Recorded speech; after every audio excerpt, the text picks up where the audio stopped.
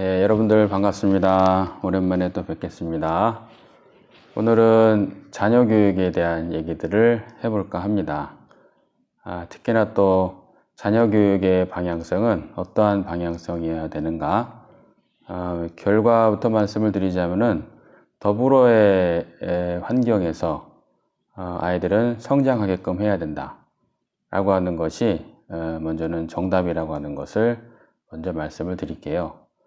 그러므로 그 더불어의 환경이어야 된다라고 하는 것 속에서는 교육이라고 하는 단어와 개념조차도 사실은 필요가 없습니다. 그래서 말씀을 들어본다면요, 어느 젊은 부부가요, 고민을 상담해 왔습니다. 이제 얼마 안 있으면은 아이를 출산하는데 지금과 같이 참으로 어려운 시절에 어떻게 이 아이를 키워야 될지 막막하다고요. 그것에 대해서 조언을 해달라고 제 말씀을 청해 왔습니다. 자, 그런데 우리들이 흔히 생각할 수 있는 초점이고 흔히 겪는 고민이죠. 그리고 더더군다나 우리가 요즘에 경험하듯이 너무너무나 힘든 세상이잖아요. 험악하기도 그지없고. 그러니 어떻게 우리 아이를 출산해서 어떻게 성장시킬 것인가에 대한 고민은 너무나 당연스러운 것일 거예요. 네, 그런데 거기에 대한 답은 처음 질문의 초점부터 틀렸다입니다. 답은 이 시간의 서두에서 말씀을 드렸듯이 부부가 아이들을 키우는 것이 아니고요. 그냥 더불어 성장하게끔 하는 것이 그것이 바로 교육이라고 이름 붙일 수 없는 교육이라고 할 수가 있겠죠. 네, 그래서도 우리 부부가 아이를 어떻게 키워야지만이 잘 키울 수가 있을까요? 라고 하는 질문에는 답이 없습니다. 아무리 잘 키우려고 해도 늘 문제를 맞이하게 될 테니까요. 가령 예를 들자면요. 요즘같이 어려운 시절이다 보니까 출산도 저조해졌잖아요. 그래서도 또 아이들이 하나 내진 둘일 텐데, 당연히 부모의 입장에서는 자식을 사랑할 수밖에 없잖아요. 그런데 한 아이를 두고의 사랑은, 지나친지 지나치지 않은지도 알 수가 없어요. 그리고, 이 아이가 다른 아이들과 함께 있었을 때에 혼자 있을 때에 부모님들이 당연스럽게 아이를 사랑하는 그 사랑이 어떠한 작용을 일으키는지를 알게 되는데요. 다시 말해서 한 아이는 두 부모님에게 그냥 평범하게 사랑을 받아왔지만은 다른 친구들과 함께 있었을 때에 본인의 부모님들이 다른 친구들을 조금이라도 격려해주고 이뻐하는 모습을 보게 되면은 저절로 그냥 질투심이 나는 거예요. 이건 어쩔 수 없는 현상인 거예요. 그런 환경 속에서 아이가 사랑을 나누면서 받아본 적이 없기 때문에요. 이러한 예기치 않은 일들이 벌어지죠. 부모님께서 지나치게 사랑한 것이 아님에도 불구하고 이런 일들은 벌어진단 말입니다. 이와 같이 이 아이를 어떻게 키워야 될지에 대한 첫 단추부터 잘못 시작되어지고 있기에 결국에는 많은 고생들을 하면서도 또 아이들은 성장하면서 많은 괴로움들을 겪게 되죠. 아이들은 더불어 키워야 되는 데에 또 다른 여러 가지 이유가 있겠습니다만은 또 다른 이와 같은 이유 한 가지가 더 있어요. 무엇이냐면요.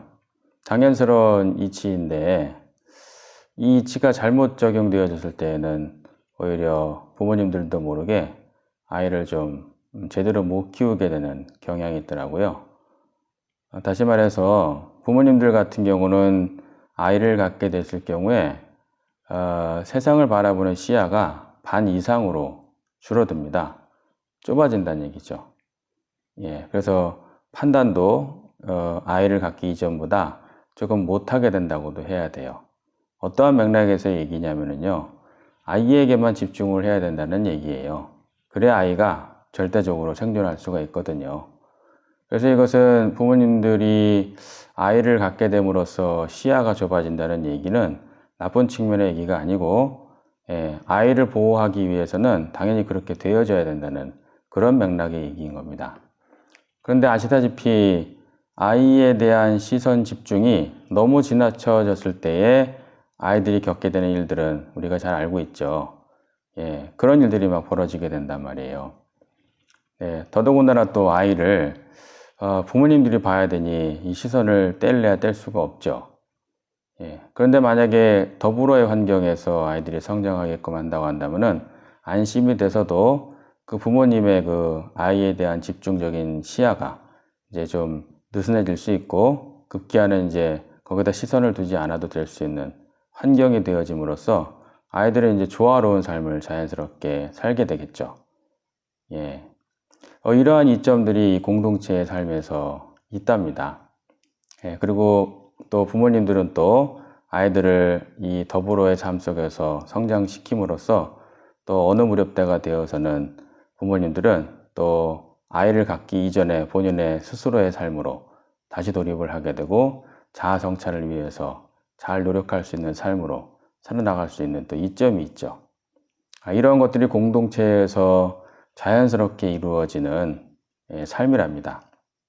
그래서도 아이들에게는 따로의 교육이 필요 없고, 아이들은 저절로 그냥 성장하면서 나는 이 세상에서 어떠한 위치인지, 점점 나이를 먹어가면서 어떤 역할을 해야 될지, 이런 것들을 저절로 이제 배우게 되죠.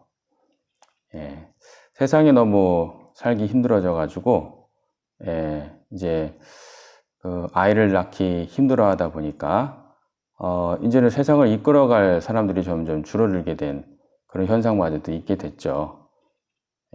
뭐 이제 마을 붕괴가 얼마 안 있어서는 시작된다고도 하죠.